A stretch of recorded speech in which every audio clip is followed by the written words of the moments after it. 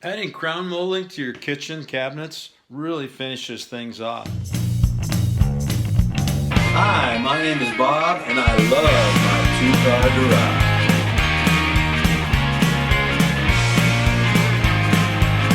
Now to get started here, I gathered up a few tools. I have my 18 gauge nailer, my 15 gauge nailer. I have my Hitachi compound miter box saw that I'm going to do all my cuts with.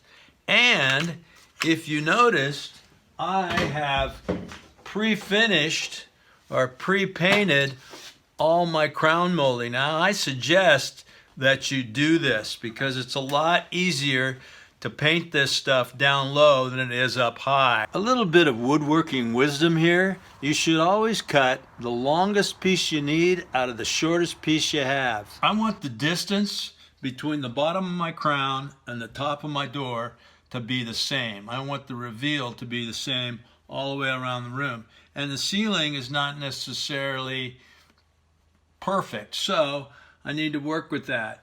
It's easier for me to caulk or fix the top than it is for me to change the reveal around the bottom. So I'm going to go around, I'm going to make a little mark on my cabinet where I want the bottom of that crown to be. I can fudge a little bit because I got a 1/2 inch reveal, but I want it to be pretty close. Now this first cut is the easiest one because it's just going to butt in to the wall here. And then on this outside miter right here, I'm just going to make a little mark on the corner like that. And it's okay to cut it a little bit long. It's better that it's too long than too short, of course, because then you can always cut it again. And if it's just a little bit long, it's better to have a gap underneath than it is to have a gap on the miter joint itself. There are two ways that you can cut the angles on your crown. If you have only a regular miter box saw that does not have two angles, that is not a compound miter box saw, then you have to adjust your miter to 45 degrees or somewhere close to it, and you have to hold the crown in position while you chop it off, which works fine. However, if you have a compound miter box saw, which I do, and probably a lot of you do, you ought to use its capabilities. You can adjust both the miter and the bevel correctly to cut that crown molding perfect each time, and you can lay your crown molding flat on your miter box table. You need to know the type of crown molding that you have, and there's different types. My particular type of crown molding sits at an angle that requires a miter of 31.6 degrees and a bevel of 33.9 degrees. Now I didn't remember that. I got it written down right here, and I looked it up on my smartphone. And on if you can look it up, and there's charts, and even if your angles on your wall are off a little bit, it'll tell you what angle to set it at. So it's really the better way to do it. Now,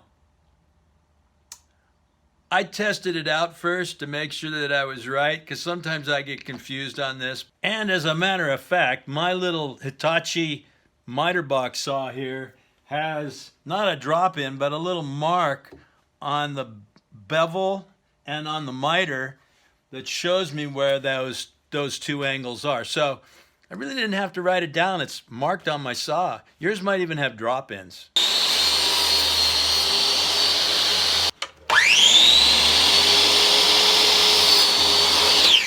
You have to keep flipping your board back and forth and your bevel back and forth so that you're going the right way.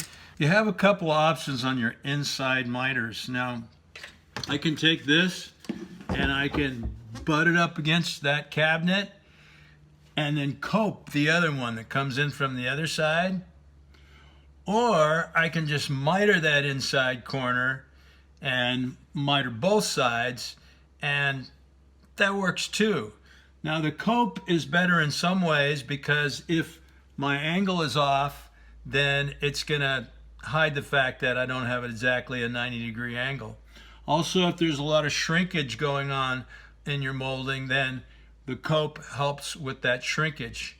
But you know what? This is a good 90-degree angle, and MDF doesn't shrink that much. So on this inside corner, I'm just gonna do a miter. I know some tricks that'll help it suck up pretty well. And before I install this piece out here, I'm gonna cut this piece as well, kind of put them together. I'm sure they fit. If you're gonna do a miter on an inside corner, you don't wanna jam that into the corner.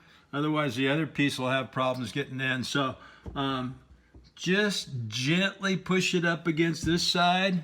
The little pieces like this, the scrap pieces, work really well for testing out your joints. So I'm gonna have a piece running up there, like that, and that piece is coming in there like that.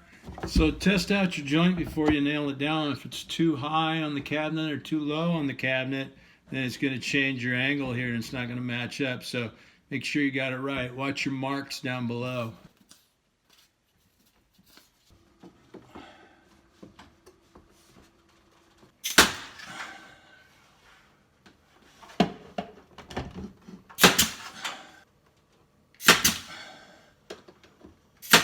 Small nails along the cabinet, big nails up in the ceiling.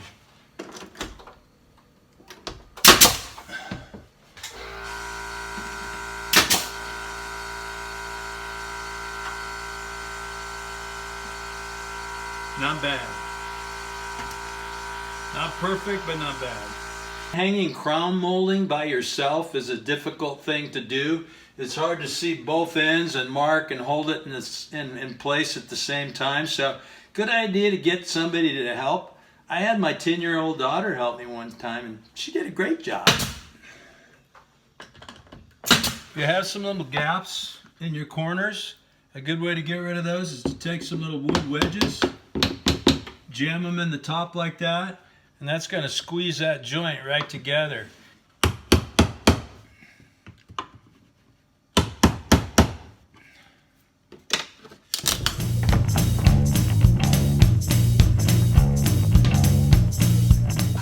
Just like putting a puzzle together.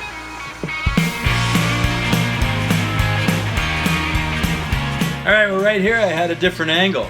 This was 135 degrees, so.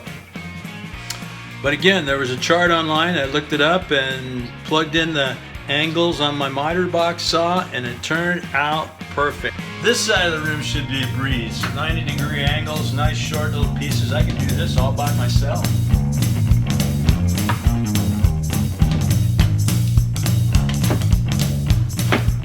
Back to my 90-degree cuts. So that is 31 and 31.6 on my miter and 33.4 on my bevel. Easy speasy.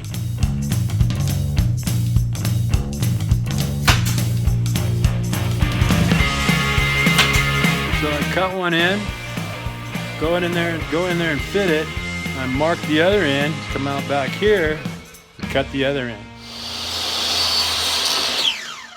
This is the last little piece.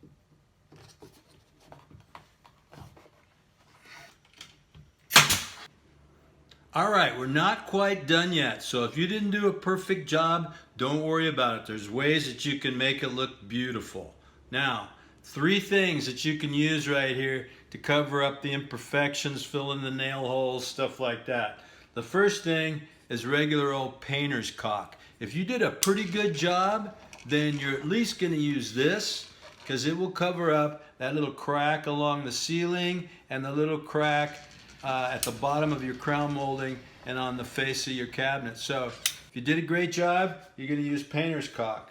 If you did an okay job, then there's this stuff right here. It's called Patchen Paint Lightweight Spackle. This stuff shrinks a little less than this. It says it's not supposed to shrink at all, but that's a bunch of baloney. It shrinks a little bit. So anyhow, but this will shrink less. So you can use that too. If you did a bad job, like you're kind of embarrassed, but you still don't want to start over again, you can use Bondo. Bondo works great. doesn't shrink at all. You got to kind of learn how to use it because it dries quickly. It has a hardener that gets added to it, but Bondo will cover up all your mistakes. And that, my friends, is how you hang crown molding in your kitchen. I know that you're going to do a great job. Now, I want to leave you with this word that says, 2 are better than 1 because they have a good return for their labor. Now, that's especially true when you're hanging crown molding. Make sure you get somebody to help hold up the other end. You're going to do a better job. Thanks for watching. Don't forget to like and subscribe.